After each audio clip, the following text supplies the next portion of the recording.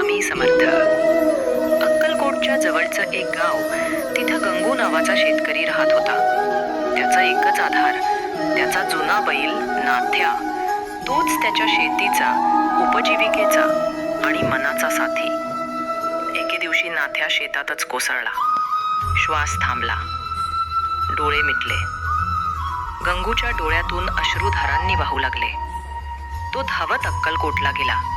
स्वामींच्या चरणी पडला आणि म्हणाला, स्वामी, माझा नाथ्या गेला, माझं सगळं संपलं. स्वामी समर्थ हसले आणि म्हणाले, अरे, जीव कोण घेतो आणि कोण देतो? जा, त्या नाथ्याच्या कानात माझं नाव सांग, अक्कलकोट निवास स्वामी समर्थ. गंगू रडत परत शेतात गेला. नाथ्याच्या कानात हळू आवाजात म्हणाला, अक्कलकोट निवास स्वामी समर्थ. क्षणभर शांतता आणि पुढच्या क्षणी नाथ्यानं डोळे उघडले. तो उठला आणि हलकेच हंबरला. गंगूच्या हातून जमीन सुटली. तो धावत गेला आणि स्वामींच्या पायावर पडला. स्वामी म्हणाले, अरे, मी नाही, तुझ्या श्रद्धेनं त्याला उठवलं.